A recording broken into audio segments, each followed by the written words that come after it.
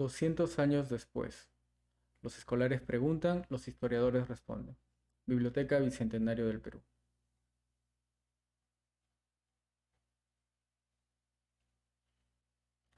Se permite la reproducción siempre y cuando se cite la fuente. Editado por Unidad Ejecutora número 19, Bicentenario de la Independencia del Perú, para su sello Biblioteca Bicentenario del Perú.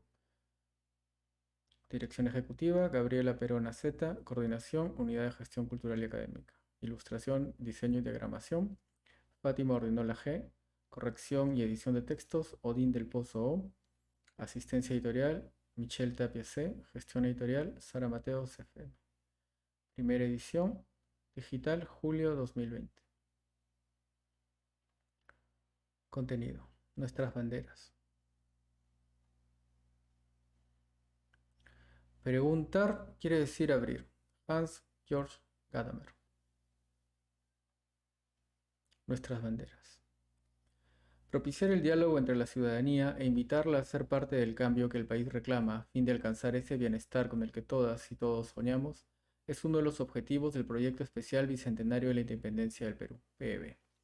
Ansiamos un país honesto, justo, equitativo, inclusivo, con igualdad de oportunidades, dialogante, integrado y competitivo. Valores estos que el PEB ha enarbolado como banderas para diseñar su agenda conmemorativa.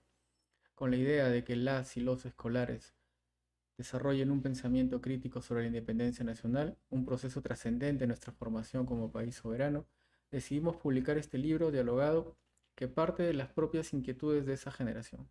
Esperamos que su lectura estimule la reflexión sobre la historia, la vida y la problemática republicanas del Perú y la anime a enfrentar el reto de construir un nosotros. Gabriela Perona Ceballos, directora ejecutiva del Proyecto Especial Bicentenario. Con su disculpa, no vamos a leer aquí la los, sino el plural que corresponde. Nosotros, por ejemplo. Sobre este libro. En un afán de animar el debate a propósito de los 200 años de la Declaración de la Independencia del Perú, el Proyecto Especial Bicentenario, PEB, consideró importante escuchar la voz de los adolescentes del país y así contribuir a formar una ciudadanía pensante. Dos son los grandes protagonistas de este libro. En primer lugar, los estudiantes de escuelas públicas de todas las regiones del país que con gran entusiasmo se animaron a formular preguntas sobre la independencia y a través de ellas hacernos saber cuáles son sus intereses en el tema y qué reflexiones les merece. En segundo término, los 37 historiadores que con tan buena disposición aceptaron responder las preguntas, despojándose del lenguaje académico y asumiendo su responsabilidad de divulgar la historia. Por otro lado, este libro jamás hubiera podido concretarse sin la colaboración de dos entidades educativas.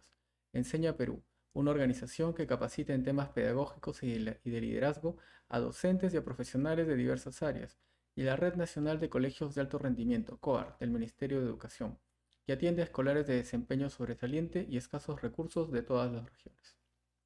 Esta iniciativa comenzó cuando establecimos contacto con Enseña Perú, quien inmediatamente aceptó ayudarnos. A partir de septiembre de 2019, cuando, luego de que el proyecto ideara una sesión dirigida a reflexionar sobre la independencia, Enseña empezó a recabar preguntas en 65 de las escuelas que supervisa en 12 regiones del país. Lo mismo hicieron los COAR en los 25 colegios que operan a escala nacional. De esta manera, comenzaron a llegar a las oficinas del Proyecto Especial Bicentenario preguntas de todas las regiones del país. Cerca de 5.000 escolares participaron, principalmente de tercero y cuarto de secundaria, y aunque el rango de edad fluctuó entre los 10 y 16 años. Inmediatamente después empezó la fase de selección de las preguntas basada en tres criterios: que hubiera preguntas que indaguen tanto por los procesos como por lo cotidiano, que entre quienes preguntaran hubiera igualdad de género y que hubiera como mínimo una pregunta por región. Así escogimos las 100 preguntas que consideramos más pertinentes para resumir el complejo proceso de nuestra independencia. Lo siguiente fue encontrar a los historiadores que pudieran responder estas preguntas, buscando que el tema estuviera en la órbita de su especialidad. Fueron en total 37 especialistas los que tuvieron la amabilidad de contestar. El resultado de este esfuerzo conjunto es este libro, un diálogo entre especialistas y escolares sobre un tema que está en el centro mismo de nuestro comienzo como país soberano y de la manera como entendemos nuestra identidad nacional.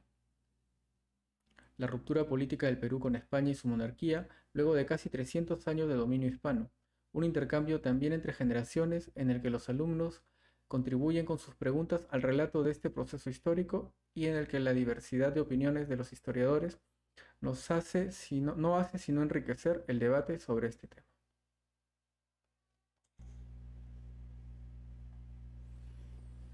Subrayando la idea apuntada en una de sus respuestas por Cecilia Méndez, de que los historiadores se dedican a derribar mitos, como el del sueño de San Martín en Paracas y la bandera, coincidimos con ella en que el Bicentenario es la oportunidad de replantear la manera de entender nuestra independencia y por ende de entendernos como país.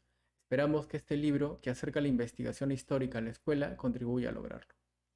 Finalmente, corresponde reconocer a quienes contribuyeron a este proyecto.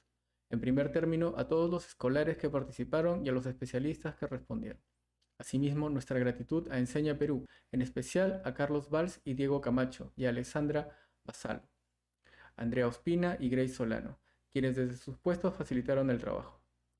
Nuestro reconocimiento también a los docentes del área de Ciencias Sociales de los colegios de alto rendimiento, muy particularmente a Patricia Temoche, quien nos ayudó hasta el final.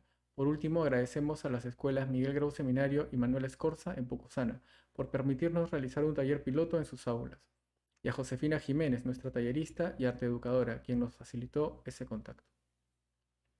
Presentación.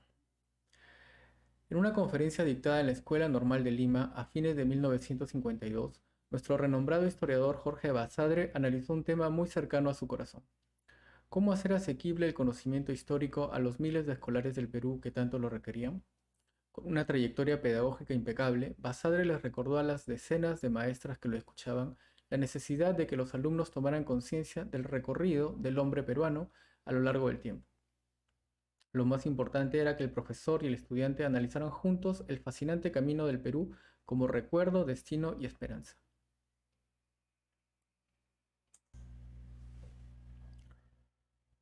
Teniendo en consideración la memoria de este gran intelectual tacneño, que colocó los cimientos de nuestra historiografía moderna y nos legó además el esperanzador concepto de la promesa de la vida peruana, el propósito de este libro publicado por el Proyecto Especial Bicentenario es iniciar una conversación multigeneracional, escuchando y combinando las voces de prestigiosos académicos con las inquietudes de los escolares de todas las regiones del Perú respecto al proceso de independencia nacional.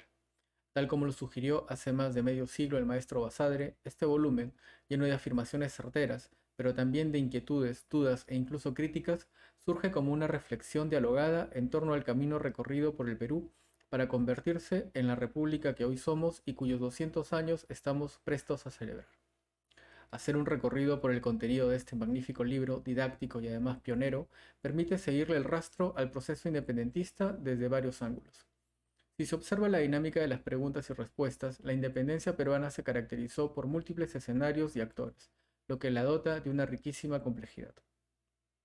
Así, la declaración del general José de San Martín, el 28 de julio de 1821 en Lima, puede verse como un recodo en el camino a una libertad que surge del esfuerzo colectivo. Ese año es una suma de las tantas fases de un esfuerzo enorme que tiene su punto de partida en una serie de estallidos rebeldes en varias provincias del Perú. Algunos de ellos, como es el caso del Cusco en 1814, conservaban aún en la memoria el recuerdo de la gran rebelión de Túpac Amaru II, un movimiento regional nacido en los Andes que condenó la explotación colonial, en especial contra la población indígena. Eso no es todo. Debido a que la independencia engloba ejércitos expedicionarios extranjeros, así como los ejércitos guerrilleros de pueblos, villas y distritos, algunos de los cuales se alzaron en armas por la causa realista, la voz de los historiadores con múltiples miradas resulta fundamental. Solo una aproximación multifacética que surge a partir de preguntas y respuestas animadas por la búsqueda del conocimiento mutuo permite entender la logística de los patriotas. La coyuntura política, económica y social separatista, y además de los ideales que surgen en costa, sierra y selva. Fueron estos ideales, definidos por conceptos como libertad, justicia e igualdad, los que movilizaron a miles de hombres y mujeres para pelear en una guerra que fue larga y difícil. Del diálogo planteado en las páginas de este texto, dedicado a los escolares de todo el Perú, se deduce que hay en la memoria colectiva de muchos de ellos los nombres de los actores más conocidos de la saga independentista. Pienso en José de San Martín, Simón Bolívar y patriotas peruanos de la talla del guambachuquino José Faustino Sánchez Carrión. Sin embargo, varias de las preguntas apuntan al interés de conocer más sobre procesos. Acá me refiero, por ejemplo, a la manera como se financió la guerra, a la respuesta múltiple de la Iglesia ante tan tremendo desafío, así como a entender la dinámica provinciana, como los hechos de Huánuco.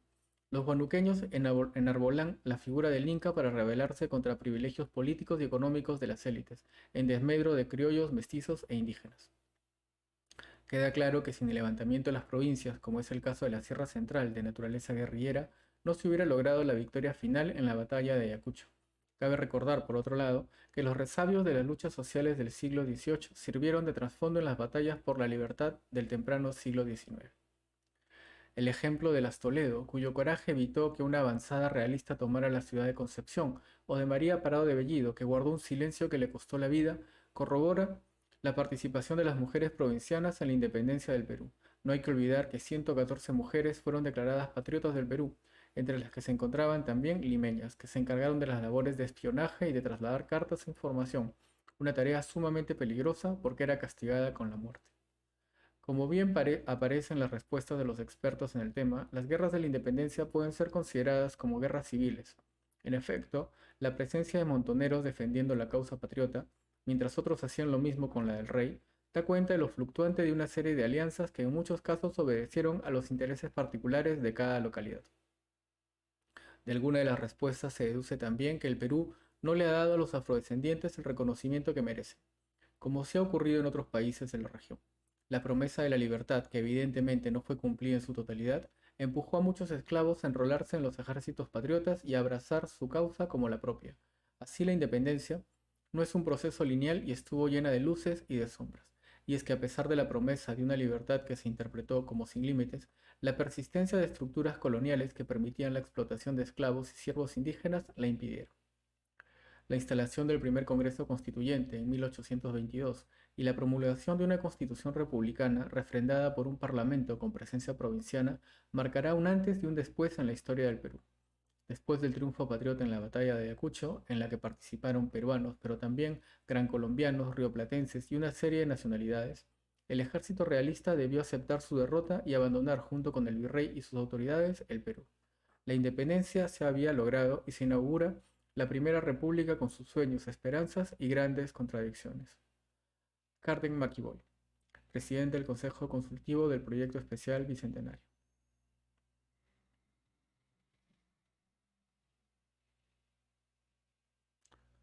Reflexiones sobre la independencia. ¿Por qué es importante saber sobre la independencia del Perú? Irma Chuquipiondo Tafur, Santo Tomás, Amazonas, 16 años. La independencia, es decir, la ruptura del Perú con España, dio nacimiento a la República y es el origen del actual Estado peruano, por lo que es como la partida de nacimiento del Perú contemporáneo. Durante la época colonial, los peruanos originarios estábamos dominados por el Imperio Español. Saber cómo fue la independencia permite saber no solo quiénes lucharon a favor de la libertad del dominio europeo, sino entender cómo los peruanos empezamos a construir un gobierno con y para nuestra propia gente. Su estudio nos enseña qué cosas han cambiado y si hay todavía algunas tareas pendientes para que el Perú se considere un país independiente de cualquier forma de dominación o exclusión. Para ello, por ejemplo, podemos comparar cómo vivían las poblaciones nativas de la Amazonía en esa época y cómo viven actualmente. Conocer cómo fue la independencia también nos brinda la posibilidad de recordar los ideales por los cuales nuestros antepasados ofrendaron sus vidas y propiedades. Ellos lucharon por una sociedad más justa y solidaria, donde no existieran desigualdades por razones de nacimiento o discriminación racial. La independencia fue, así, uno de esos momentos de la historia donde fue posible realizar grandes transformaciones en beneficio de las mayorías. Gustavo Montoya, Universidad Nacional Mayor de San Marcos. ¿Cuánto tiempo nos tomó lograr la independencia? Romy Génesis García Contreras. Chao, la libertad. 10 años. Bueno, Romy, tu pregunta es muy interesante, ya que depende de cuándo consideramos que comenzó la lucha por la independencia. Los primeros intentos peruanos de separarse de España, que claramente podrían definirse como hitos de lucha por la independencia, se remontan al año 1811 en Tacna, con la rebelión de Francisco de Sela, y luego 1814 en Cusco con la rebelión de los hermanos Angulo y Mateo Pumacahua.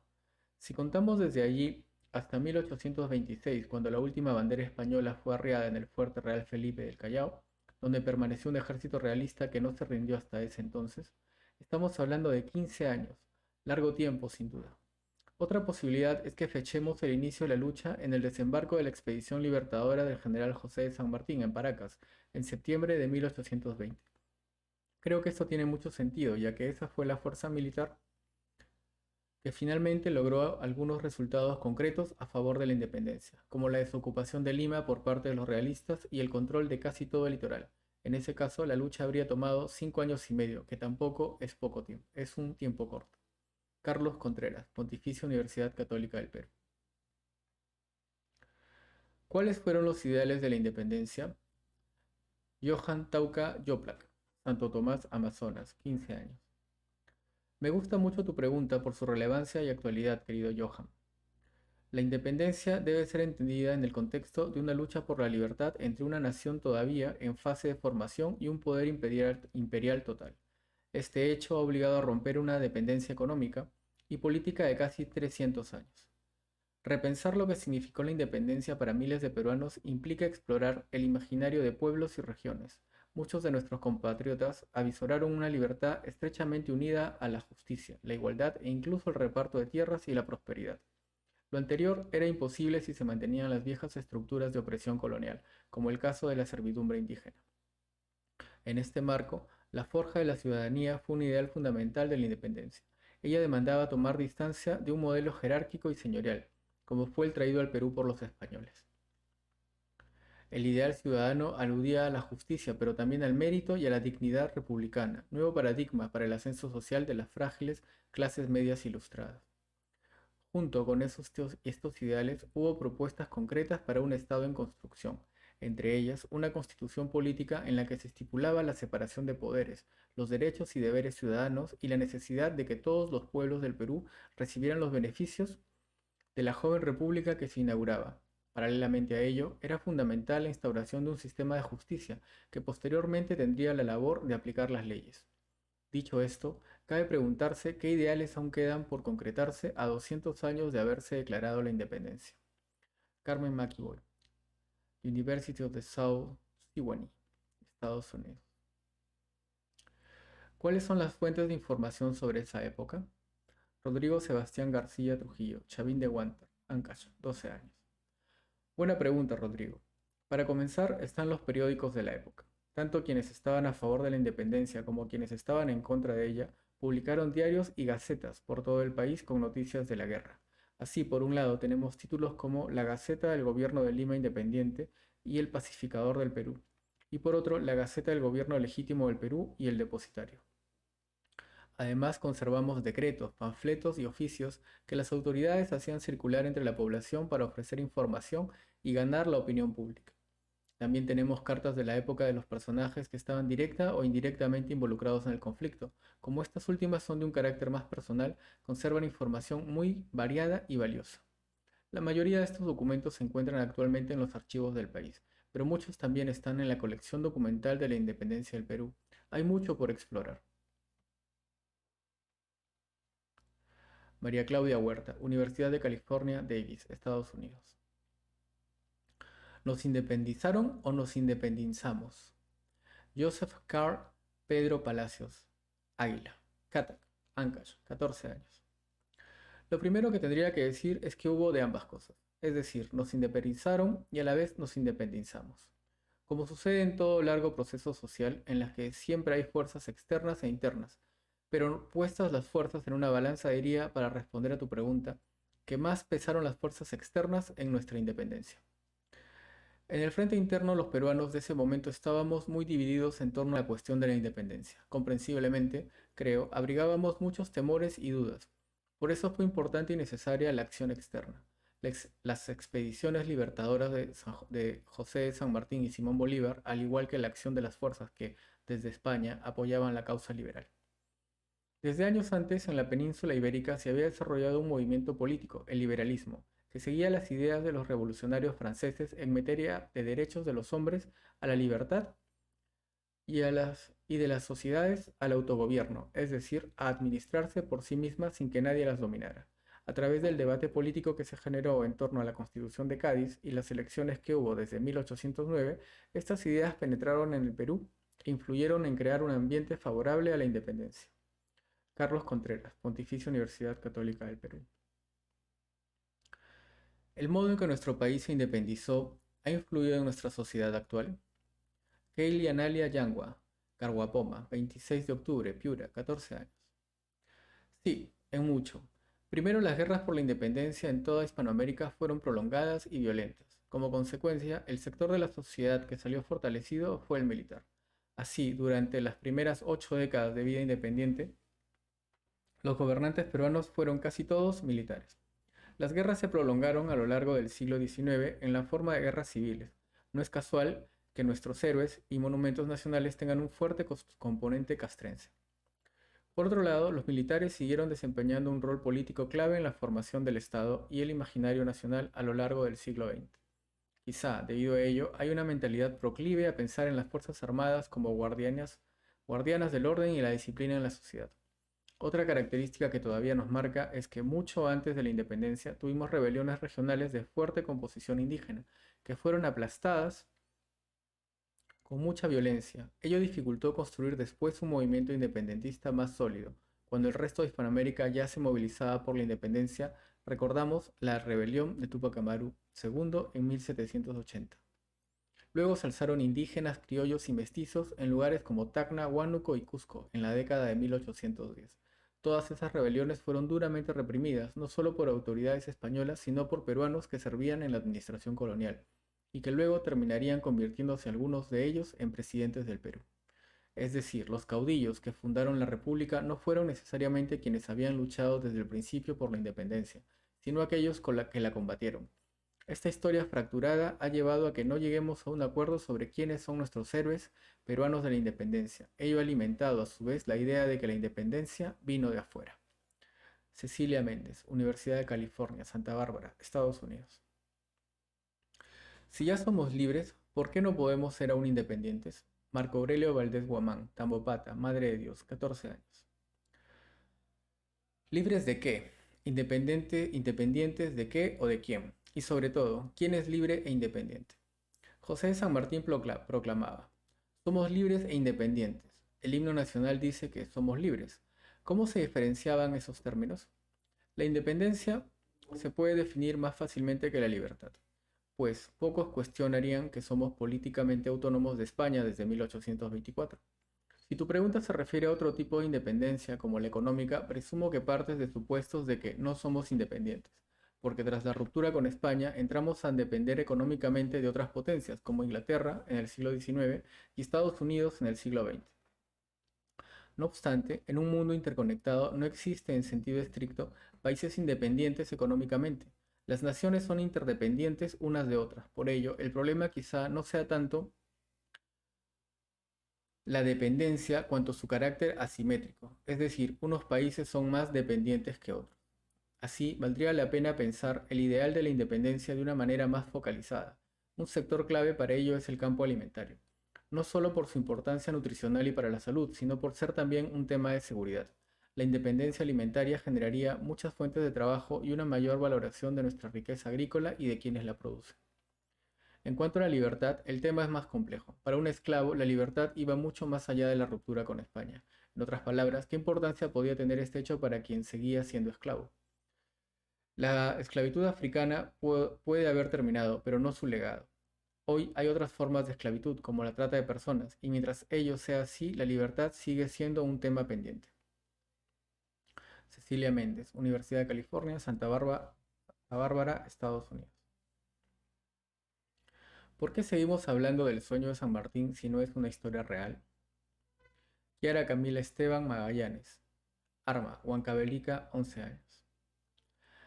En la escuela se trata de explicar de forma didáctica determinados hechos históricos, pero además se busca transmitir un mensaje nacionalista de cómo se forjó nuestra nación. Ello es notorio en el tema de la independencia y más aún con los símbolos patrios.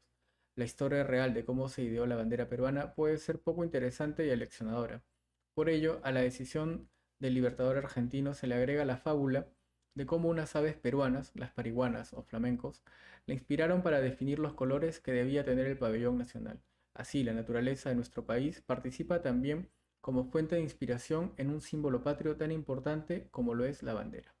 En realidad, El sueño de San Martín es un cuento del escritor Abraham Valdelomar, 1888-1919, quien nació en Ica, vivió en Pisco y debió conocer bien la bahía de Paracas, donde se imaginó al Libertador soñando con una bella bandera sencilla y elocuente. Alex Loaiza, Universidad Nacional Mayor de San Marcos. Así como El sueño de San Martín, hay otras historias falsas sobre hechos históricos. Agustín Matías Pérez Cairo, San Luis, Lima, Metropolitana, 14 años. Desde luego, hay muchas. Puedo contestar con una anécdota.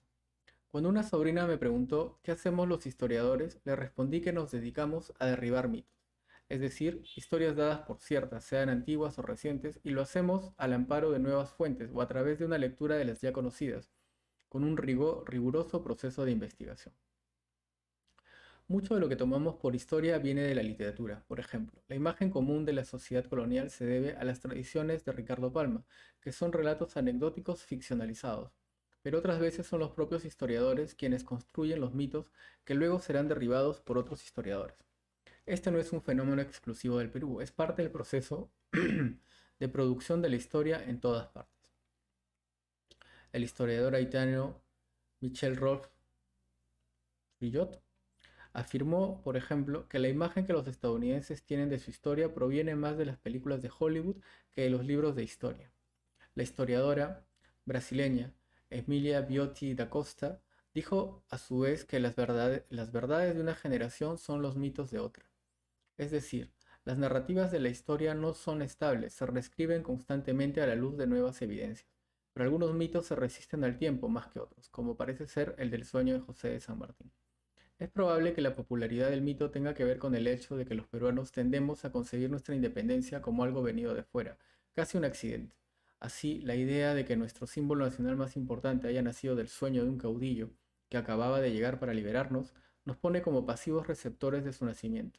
El bicentenario nos da una oportunidad de cambiar esta manera de vernos a nosotros mismos y a nuestra independencia. Cecilia Méndez, Universidad de California, Santa Bárbara, Estados Unidos. ¿Por qué conmemoramos tanto los extranjeros que participaron en la independencia? Vanessa Yasmín Muñoz Fernández, Callería, Ucayali, 14 años. Estimada Vanessa, imagino que cuando hablas de extranjeros te refieres sobre todo a José de San Martín, argentino, y a Simón Bolívar, venezolano. Si es así, te comento que se trata de dos personajes extraordinarios. Desde que se incorporó a la causa de la independencia, San Martín demostró ser un asombroso estratega, respetado por la tropa, excelente organizador, austero, disciplinado y exigente. De 1812 a 1822, organizó y formó un ejército y participó en la independencia de tres países, Argentina, Chile y Perú. Por su lado, Bolívar fue un intelectual, un hombre de armas, pero sobre todo un gran político. Llegó al Perú en 1823 por invitación del Congreso para lograr la independencia definitiva de los españoles, acantonados en la sierra. Liberó 6 países: Venezuela, Colombia, Ecuador, Panamá, Perú y Bolivia. Sin embargo, ellos no fueron los únicos extranjeros que participaron en la independencia del Perú. San Martín llegó a las costas peruanas con un gran número de argentinos, chilenos e ingleses. Por su lado, en el ejército bolivariano había colombianos, venezolanos e irlandeses. Participar en una guerra es estar dispuesto a dar la vida en ella, y estos extranjeros así lo demostraron. Por eso recordamos tanto a estas personas que nos ayudaron a ser libres e independientes. Carlota Casalino, Universidad Nacional Mayor de San Marcos. ¿Por qué se celebra la independencia el 28 de julio y no el 9 de diciembre, que es cuando se libró la batalla de Ayacucho que puso fin al virreinato del Perú? John Franco Huachaca Montesinos, Lurigancho, Chosica, Lima Metropolitana, 14 años. Las fechas para conmemorar el origen de un país independiente siempre son decisiones políticas. De hecho, podría haberse escogido otra fecha, pues varias declaraciones de independencia en el territorio del Virreinato del Perú fueron anteriores a la del 28 de julio de 1821, por ejemplo, las de Trujillo y Lambayeque. Por otro lado, después de la victoria de Ayacucho, 1824, y con la presencia de Simón Bolívar en el Perú, la celebración del 9 de diciembre fue por un tiempo igual de trascendente que la del 28 de julio. No obstante, un decreto de 1827 determinó que la fecha nacional más importante sería de ahí en adelante el 28 de julio. Ahora bien, la pregunta de John sigue abierta. ¿Por qué el 28 de julio y no el 9 de diciembre? Bueno, podemos suponer que la proclamación de la independencia presidida por José de San Martín, en el corazón político y simbólico del virreinato, Lima, incluso cuando todavía la guerra no había terminado, fue el motivo de que esa fecha predominara sobre otras. Tuvo un peso simbólico importante entrar por fin en la ampulosa ciudad de los Reyes, que es como se conocía en ese entonces a Lima. Por supuesto, posteriormente el centralismo limeño consolidó esta elección. Pablo Ortenbach, Consejo Nacional de Investigaciones Científicas y Técnicas, Argentina. ¿Fue la proclamación de la independencia la mejor obra teatral del siglo XIX? Rosa María Mamani Tintaya, Tambopata, Madre de Dios, 14 años. Querida Rosa, es cierto que esa proclamación de 1821 tuvo mucho de acto teatral y que la guerra continuó hasta el año 1824. Pero la política y también la guerra expresan siempre una dimensión teatral, una escenificación, una representación pública. Se comunica, pues, mediante ceremonias, teatro, un cambio o continuidad de presidentes, de régimen, de constitución política. Siempre hay una forma codificada de hacer pública una decisión y un deseo políticos que afectan a toda la comunidad. Por eso, en mis trabajos hablo mucho sobre los rituales políticos. Son teatralidades necesarias para hacer público un cambio y también para captar la adhesión del pueblo. Hay un cronista amigo de José de San Martín que dice que el Libertador se sentía incómodo ante tanto teatro durante la proclamación. Mucho protocolo, mucho desfile, banquetes, discursos. Nunca sabremos si realmente San Martín se sintió incómodo, pero lo cierto es que él sabía que esas demostraciones teatrales eran necesarias para comunicar públicamente el mensaje de la independencia política y demostrar a todos que estaban rodeados de aristócratas y sectores populares que aprobaban su autoridad. Así lo dejó claro en un decreto cuando ordena que la proclamación repita los mismos gestos y se haga en los mismos sitios en que se hacían antes las proclamaciones reales, que eran las ceremonias que anunciaban el ascenso al trono de un nuevo rey. En fin, este teatro fue una estrategia de San Martín para conseguir gobernabilidad y que la gente lo apoyara a él y a su proyecto. Pablo Ortenberg, Consejo Nacional de Investigaciones Científicas y Técnicas, Argentina. La época. ¿Cuántos habitantes tenía el Virreinato del Perú en esa época? Joel Iván Madrid Mendoza, Tambo Grande, Piura, 11 años. Se estima que el territorio del Perú tenía poco más de 1.500.000 habitantes en tiempos de la independencia, con un número quizás semejante en la audiencia de Charcas, hoy Bolivia, que había sido anexada al territorio peruano cuando el Virreinato del Río de la Plata, del que Charcas formó parte hasta 1810, inició su separación de España en 1821. En 1821 la ciudad de Lima tenía alrededor de 70.000 habitantes, hoy tiene más de 9 millones. Por otro lado, el último censo en el virreinato peruano data de 1791, cuando gobernaba el virrey Francisco Gil de Taboada y Lemus, y dio como resultado 1.239.197 habitantes. Este censo fue publicado por Hipólito Unanue en 1793, en un libro que se llamó Guía Política, Eclesiástica y Militar del Virreinato del Perú. En esa época la población estaba dividida en 7 regiones o intendencias: Trujillo, Lima, Arequipa, Tarma, Huamanga, Huancavelica y Cusco, a las que en 1792 se sumó la intendencia de Puno y, como ya mencionamos, el territorio de Charcas o del Alto Perú en 1810, que permaneció unido al Bajo Perú hasta la creación de Bolivia en 1825. El primer censo nacional republicano se llevó a cabo en 1836 y dio un resultado de 1.873.736 habitantes. Paul Rizopatrón, Pontificia Universidad Católica del Perú. La Lechera, Pancho Fierro, Museo.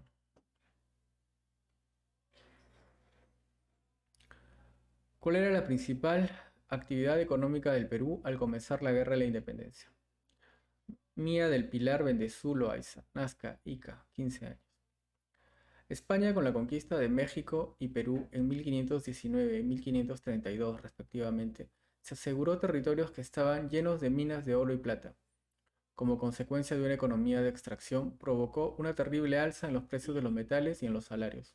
Así, el rey Carlos V decidió combatir esa sobreoferta de capital prohibiendo la producción al interior de España para comprar todo con los metales hispanoamericanos en Inglaterra y Francia, pero principalmente en los Países Bajos, de donde era oriundo.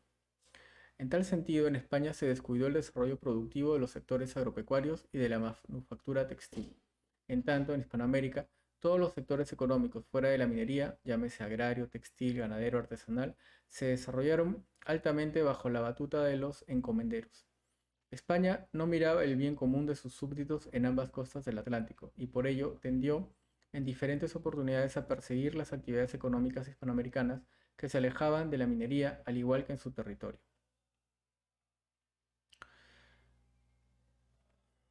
En tal sentido, en España se descuidó el desarrollo productivo de los sectores agropecuarios y de la manufactura textil.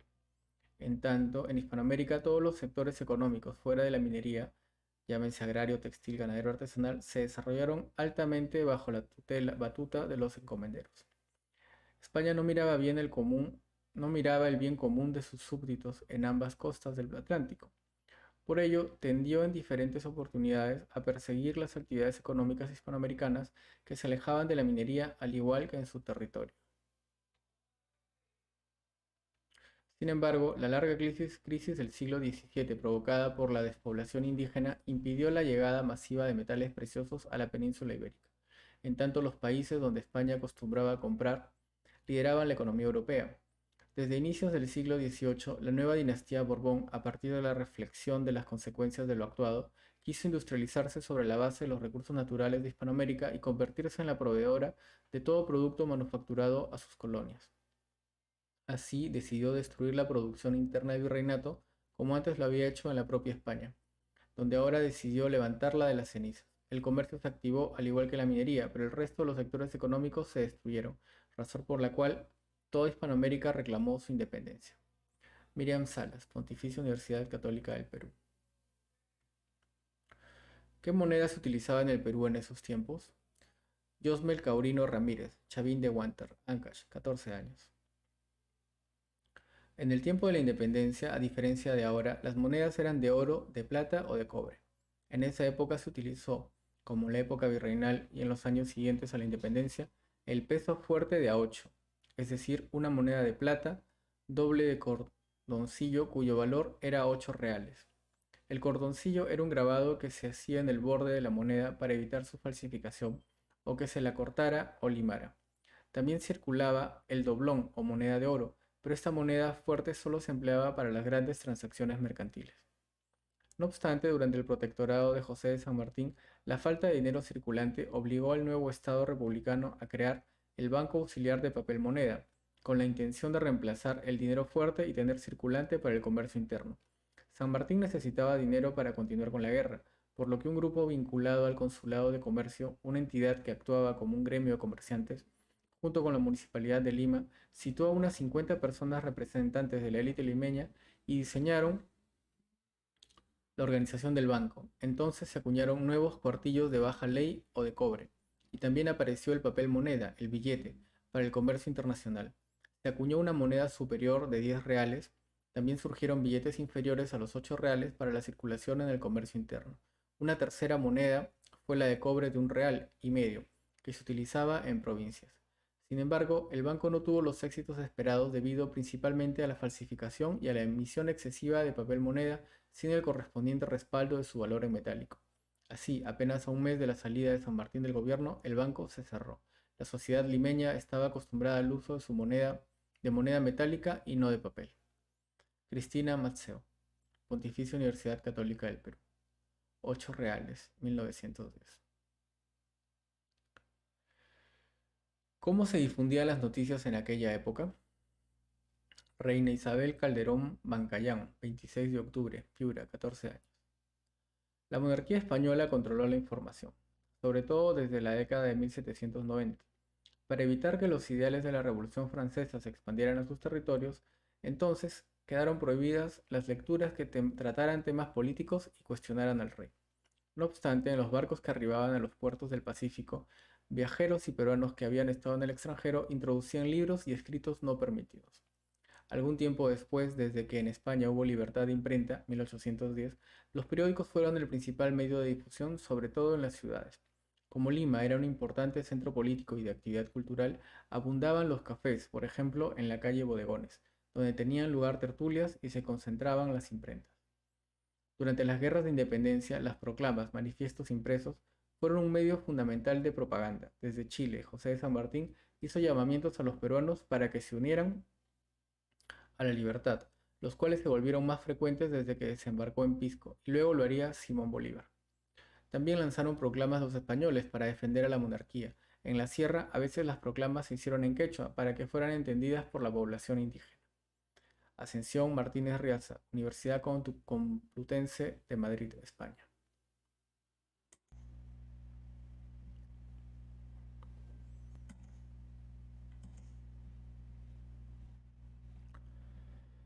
¿Cuál fue el medio de carga más eficiente en esa época? Brian Joseph Llanos White, Chucuito, Puno, 14 años. Bueno, depende de para unir qué lugares. Así el medio de carga más eficiente, tanto en costo cuanto en tiempo, era la navegación, que en ese entonces se hacía a vela. Claro que solamente servía para los pueblos de la costa o en zonas como el lago Titicaca. La Amazonía, donde hay ríos navegables, no estaba todavía ocupada por el Estado peruano. Fuera de la costa, por ejemplo, para unir Lima y Cusco, lo más eficiente era la mula, que cargaba como tres llamas. No comía mucho y sorteaba bien tanto los llanos como los caminos de montaña. Para distancias más cortas o de caminos de pura montaña, la llama competía con la mula y hasta podía llegar a desplazarla. No cargaba mucho, pero se movilizaba muy bien en nuestros escarpados terrenos andinos y se alimentaba con el ichu de la puna. Carlos Contreras, Pontificia Universidad Católica del Perú.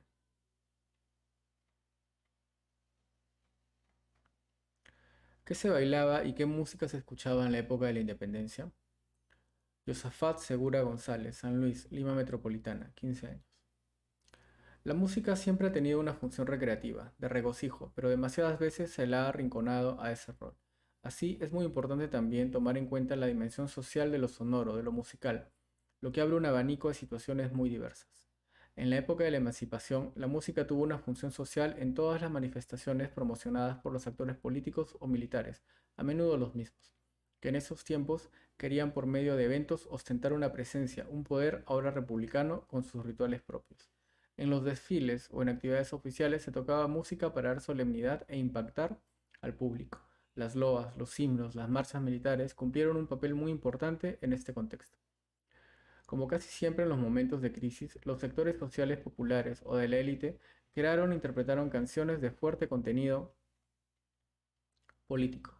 Ejemplo paradigmático es el de la carmañola americana, muy difundida en Venezuela. Báilenlo sin camisa y viva el son, y viva el son. Báilenlo sin camisa y viva el son del cañón. Si alguien quiere saber por qué estoy descamisado, porque con los tributos el rey me ha desnudado. Bailen. Sin embargo, el Perú ocupaba un territorio muy amplio, con diferencias muy marcadas entre la costa, la sierra y la selva, donde hasta hoy existen numerosas formas musicales y coreográficas con fuertes características regionales. En la sierra, la música y la danza estaban íntimamente relacionadas con un sinfín de rituales, en particular en las áreas rurales. Zonas como Puno diferían en música y danza de Cusco, Jauja y el Callejón de Huaylas, por ejemplo, o de Arequipa, donde Mariano Melgar creó el yarabí. Igual pasaba en la costa y selva, con géneros propios del norte, centro y sur. Gerard Borras, Instituto Francés de Estudios Andinos. La música de aquel tiempo recogió de alguna manera los sentimientos del pueblo peruano. Jennifer Olimpio Herrera Sánchez, Callería, Ucayali, 14 años. Plantear así la pregunta implica entender que había un pueblo peruano. La respuesta a ello se hace difícil porque el Perú de aquel entonces estaba conformado por una gran cantidad de núcleos regionales, centros urbanos, grupos sociales y étnicos que no necesariamente entendían o sentían esta noción de peruanidad como la entendemos ahora, y que más bien se identificaban con una dimensión local. De esta manera, el Perú estaba conformado por un mosaico social y cultural muy diverso, en el que siempre música y baile han tenido una función muy importante. Entonces, sí, podemos decir que hubo una identificación entre ciertos sectores sociales y determinada música, rituales y coreografía, pero de una manera más local o regional, lo que explica esta increíble variedad musical que se conserva hasta hoy en día.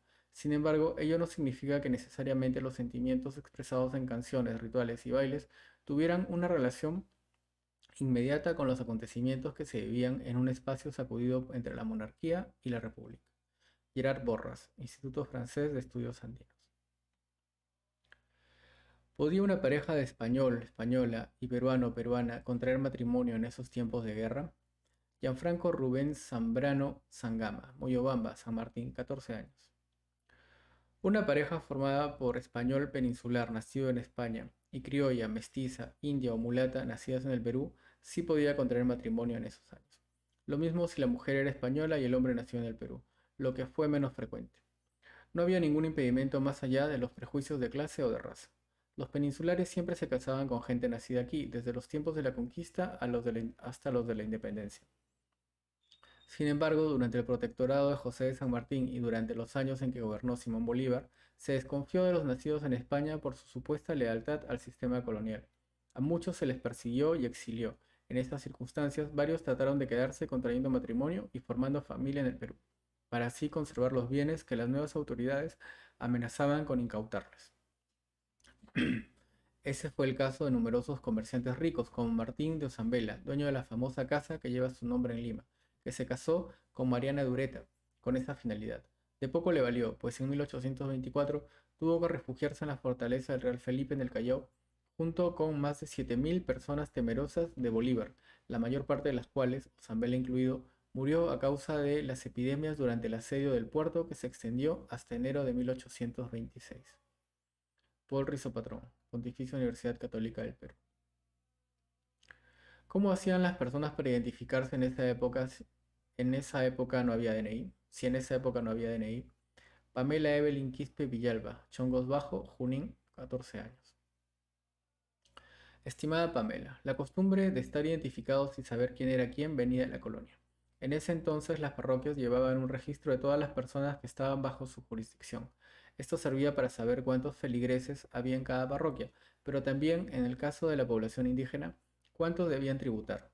Era un registro muy cuidadoso donde participaban el párroco y el alcalde de indios.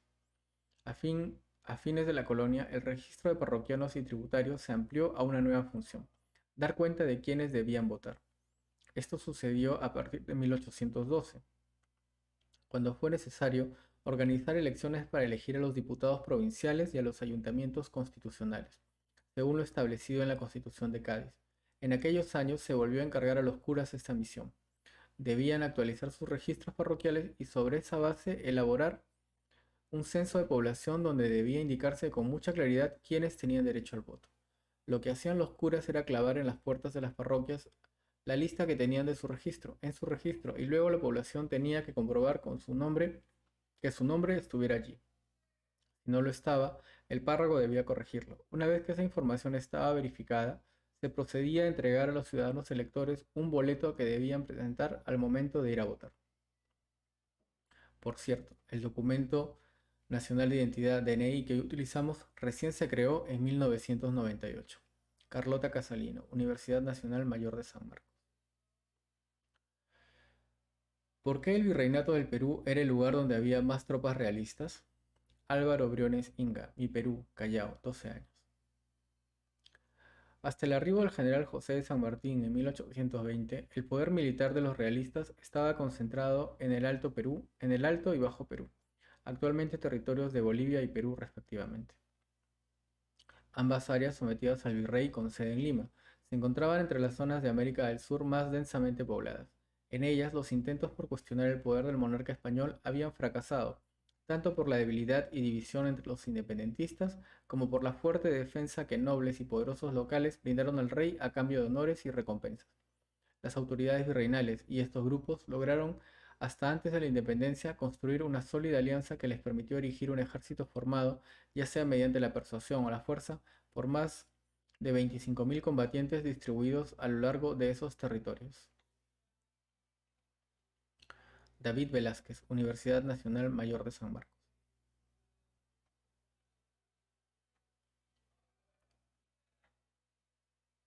Algunos años antes.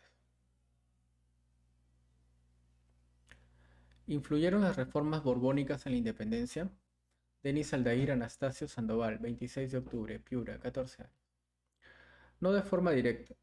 Tales reformas aplicadas por la monarquía española en el siglo XVIII, en particular de 1750, Tenía por objetivo recabar más recursos económicos para continuar con la guerra que España sostenía con Inglaterra. En tal sentido, las reformas fueron sobre todo económicas. Se subieron algunos impuestos, se crearon nuevos y se buscó que las colonias americanas cubriesen sus propios gastos. Para ello se liberalizó en parte el comercio internacional. Se abrieron más puertos en España y en América, lo cual quebró el monopolio comercial que, por ejemplo, tenía Lima y su puerto del Callao con las demás regiones de América del Sur. Por otro lado, para poder implementar las reformas, se establecieron nuevas autoridades y se desplazó a los criollos de sus puestos en importantes instituciones. Ello ocasionó un gran descontento entre las élites criollas. Quedó atrás la consulta y el acuerdo previo que tradicionalmente había entre la monarquía y sus súbditos, para crear nuevos impuestos o promulgar nuevas leyes. De esta manera, las reformas borbónicas se impusieron de forma vertical. En dicho contexto, el alza de los impuestos fue una de las causas de las rebeliones indígenas en el sur andino, que ya estaba sujeto a una gran presión fiscal y sufría el abuso de los corregidores. Aún así, por lo general, las críticas se dirigían a los funcionarios y no al rey, al cual más bien se le suplicaba justicia ante los abusos de sus funcionarios. En tal sentido, las élites criollas e indígenas de ese entonces no cuestionaron la legitimidad del monarca ni pretendieron independizarse de España. No obstante, en otra coyuntura muy distinta, como fue la crisis política de la monarquía española desde 1808, a raíz de la invasión napoleónica de España, muchas de las críticas a las reformas borbónicas se retomaron para justificar la independencia. Alex Loaiza, Universidad Nacional Mayor de San Marcos.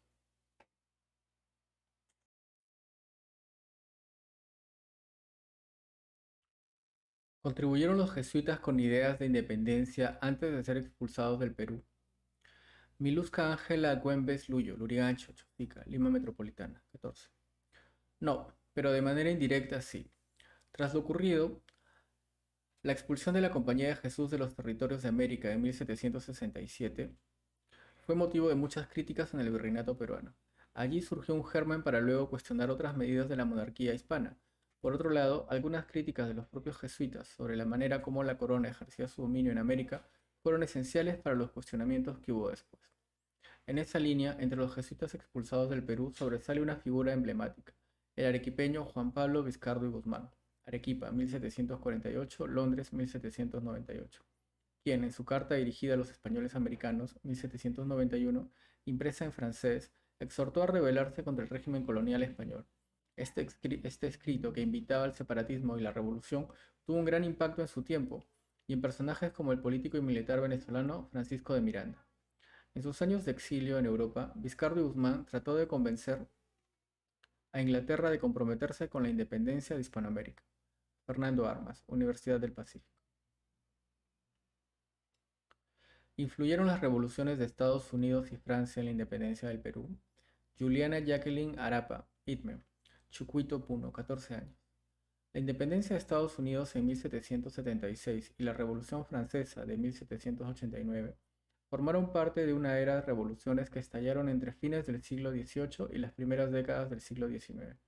Aunque estos dos casos son los más conocidos, también hubo otros como la Revolución Haitiana, 1791-1804, protagonizada por esclavos, negros y mulatos libres, mediante la cual Haití logró independizarse de Francia, abolió la esclavitud y estableció una república. En tal sentido, este movimiento terminó siendo el más revolucionario de todos aquellos que hubo en su tiempo. Ahora bien, en sus célebres declaraciones, todas estas revoluciones expresaron los nuevos ideales de la Ilustración y el liberalismo. Las ideas ilustradas y liberales se difundieron tanto en Europa como en América y llevaron a la crisis del antiguo régimen. En el Virreinato del Perú, estos ideales se manifestaron, entre otros aspectos, en la búsqueda de la independencia de España, en el establecimiento de una república como forma de gobierno sobre el principio de la soberanía del pueblo y en la apropiación del estatus de ciudadano en lugar de vasallos. Sin embargo, muchas de estas nuevas libertades y derechos no incluyeron a grandes sectores de la población, como las mujeres, los indios y los esclavos. Claudia Rosas, Pontificia Universidad Católica del Perú. ¿Influyó la rebelión de Túpac Amaru II en el proceso de independencia? Ruth Rocío Berrospi Espinosa, Catac, Ancash, 15 años. Sí, Ruth, de varias formas. Y la pregunta ha obsesionado a muchos historiadores. Para algunos, este levantamiento fue el comienzo de una larga lucha contra los españoles que solo terminó con la independencia. Otros, en cambio, piensan que no hay una relación tan directa entre Túpac Amaru II y las guerras independentistas. La Gran Rebelión de 1780 asustó mucho a la gente de las ciudades costeras y tal vez haya hecho más difícil una alianza entre Lima y el Cusco, entre los criollos y los indígenas, aumentando aún más la distancia entre la costa y la sierra. Por eso, algunos dicen que retrasó la independencia del Perú. No creo eso. De hecho, esta rebelión mostró las debilidades de los españoles y fue un ejemplo de que la rebeldía era posible. Además, dejó en evidencia que las tropas realistas no eran invencibles. De esta manera, Micaela Bastidas y José Gabriel Condorcanqui se convirtieron en héroes para muchos, lo que perdura hasta el día de hoy. Charles Walker, Universidad de California, Davis, Estados Unidos. ¿Contribuyeron las rebeliones indígenas a lograr la independencia o lo único que hicieron fue estancarnos? Joyce Catherine González Llerena, Lurigancho, Chosica, Lima, Metropolitana, 14 años. Estimada Joyce, de todas maneras contribuyeron, pero de un modo complejo. Desde Lima, la capital del virreinato, muchos veían las sublevaciones indígenas con desdén. Los limeños se creían superiores y no pensaban que los indígenas podían organizarse. Estos levantamientos aterraban, además, a la población no indígena que temía una guerra de castas. Por ejemplo, la Gran Rebelión de Tupac Amaru, 1780, y el levantamiento de Huánuco de 1812 despertaron estos sentimientos, mezcla de desprecio y de miedo. Por otro lado, estos movimientos sociales mostraron que muchos habitantes del virreinato querían cambios, lo que obligó a los españoles a tomar medidas poco populares para contener los reclamos, represiones y una serie de reformas. En tal sentido, sí podemos decir que las rebeliones indígenas contribuyeron a las divisiones y tensiones sociales que llevaron a la independencia. Charles Walker, Universidad de California, Davis, Estados Unidos. La invasión de Napoleón a España fomentó ideas de independencia en el Perú. Medal Janet Vilca Samaniego, Huánuco, 15 años. Cuando el año 1808 las tropas napoleónicas ocuparon España, a diferencia de otros lugares de Hispanoamérica, en el Virreinato del Perú prácticamente no había movimientos independentistas. Lo que prevaleció en este virreinato fue mandar diputados a las Cortes de Cádiz, una asamblea de representantes de todos los territorios de la monarquía española, incluidos los americanos, que se reunió a partir de 1810 en esta ciudad española, en ausencia del rey Fernando VII, tomado prisionero por Napoleón. En esa asamblea los representantes del virreinato peruano defendieron los derechos y libertades de los americanos, buscando equipararlos a los peninsulares y pretendiendo abolir el sistema colonial. Uno de estos diputados peruanos fue Dionisio Uchu Inca Yupanqui, quien proclamaba defender de los incas. Inca Yupanqui intervino en las Cortes para defender los derechos de los indígenas como ciudadanos. Entre otras medidas, las Cortes de Cádiz decretaron la abolición de la mita y el tributo indígena y declararon la igualdad de derechos políticos y civiles entre los habitantes americanos y quienes habían nacido en España. Manuel Chust, Universidad Jaume I, España. ¿Cómo influyó la Constitución de Cádiz en la independencia? Emilio Alejandro Condori para Palardel, Paucarpata, Arequipa, 14 años. La ley de mayor importancia que sancionaron las Cortes de Cádiz fue la Constitución Política de la Monarquía Española de 1812. Esta Constitución aprobó un sistema de representación y de legitimidad que estaba en función de los procesos electorales. Ello motivó que se celebraran elecciones tanto en la España no ocupada por los franceses como en los otros territorios de la monarquía, entre los cuales figuraba el virreinato peruano. Todo esto provocó una politización de la sociedad. La Constitución de Cádiz también otorgó el derecho de ciudadanía a los indígenas. Asimismo, creó los ayuntamientos constitucionales en todas las poblaciones que tuvieran 1000 almas o más, y muchas de estas instituciones se convirtieron en un foco de poder local. Por último, creó la Diputación Provincial con todas las competencias para que cada provincia pudiera gobernarse de manera autónoma. A partir de entonces, la organización político-administrativa de la monarquía, tanto en España como en América, pasó a dividirse en provincias. De esta manera, las provincias sustituyeron a los virreinatos y el jefe político a cargo de la Diputación Provincial reemplazó al virrey. Aún así, la Constitución de 1812 tuvo una vigencia breve. En 1814, luego de volver a España y recuperar el trono, Fernando VII la derogó. Manuel Chus, Universidad Jaume I, España.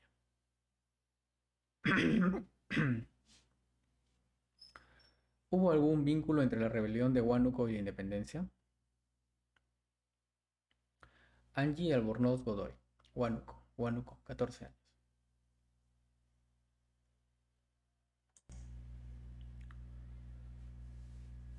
Querida Angie, el levantamiento ocurrido en tu ciudad en 1812 fue una reacción contra algunas disposiciones arbitrarias que afectaban a los comerciantes criollos, mestizos e indígenas de la zona, así como contra los privilegios de los que gozaban los españoles en el virreinato a raíz de las reformas borbónicas. En Huánuco estalló un levantamiento calificado en su época de revolución, aunque apenas duró un mes. Involucró acciones muy violentas como saqueos y degollamientos. Aproximadamente 15.000 personas participaron en esta rebelión, gente del común, pero también algunos alcaldes. Y aunque la cuota masculina tuvo protagonismo, hubo casos en que los hombres estuvieron acompañados por sus esposas e hijos.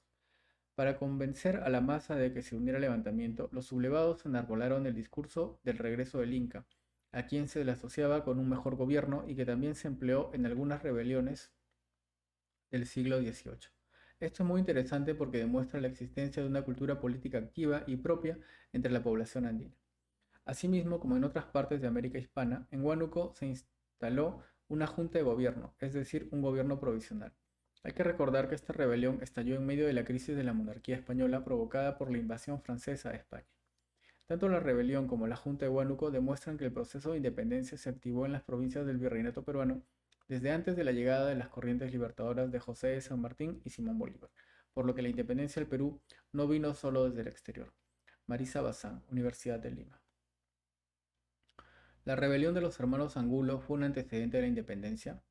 Mario Nibardo Quispe Sibana, Puquiura, Cusco, 14 años. Para responder a tu pregunta es necesario que tengas en cuenta que no hay un acuerdo entre los historiadores sobre cuándo empezó la independencia del Perú. Algunos plantean que comenzó en 1780 con el levantamiento de Tupac Amaru II. Otros consideran que se inició en 1808, cuando Napoleón invadió España y los peninsulares tuvieron que crear una junta central que gobernara hasta el retorno del rey Fernando VII. A partir de 1809 también empezaron a formarse juntas de gobierno en las principales ciudades de Hispanoamérica, entre ellas Buenos Aires. Estas juntas fueron combatidas desde el Perú por el virrey José Fernando de Abascal, quien pensaba que en realidad buscaban la independencia. En este escenario, cuando Fernando VII acababa de recuperar el trono, se instaló en la ciudad del Cusco una junta de gobierno dispuesta a seguir el ejemplo de la Junta de Buenos Aires y a rebelarse contra el virrey. Este fue el comienzo de la rebelión encabezada en 1814 por los hermanos José, Vicente y Mariano Angulo y el cacique Mateo Pumacao, con el apoyo de los indígenas. Se organizaron 3 expediciones que llegaron a ocupar las ciudades de La Paz, Bolivia, Arequipa y Huamanga. Mientras que la rebelión del Cusco fue derrotada por los ejércitos realistas en 1815, la Junta de Buenos Aires continuó su lucha hasta lograr la independencia. De hecho, debido a que la Revolución del Cusco estalló en medio de la crisis política provocada por la invasión napoleónica a España, y dado que un importante grupo de historiadores considera que fue entonces cuando se inició la independencia, esta revolución formaría parte del proceso de ruptura del Perú con España. Sin embargo, este es aún un tema en debate a la espera de nuevas investigaciones. Margaret Najarro, Universidad Nacional de San Antonio Abad del Cusco. Si Argentina y Chile ya se habían independizado, ¿por qué ayudaron al Perú a emanciparse? Ruth Elizabeth Rocha Mejía, San Luis, Lima, Metropolitana, 14 años. Argentina y Chile ayudaron al Virreinato del Perú a emanciparse de España porque la consolidación de la independencia de sus países y de América Hispana en su conjunto dependía de que se lograra la independencia del Perú, que era el último bastión del poder virreinal. La Junta de Gobierno de Buenos Aires organizó un total de 3 expediciones para llegar al virreinato peruano a través del Alto Perú, actual Bolivia, pero todas fracasaron. Por eso José de San Martín propuso cruzar los Andes, independizar Chile y luego llegar por mar a Lima. Para ello contó con un ejército compuesto por tropas de ambos países, con el cual conformó la expedición libertadora que desembarcó en Paracas el 8 de septiembre de 1820, cuando gobernaba el virrey Joaquín de la Pezuela. Claudia Rosas, Pontificia Universidad Católica del Perú.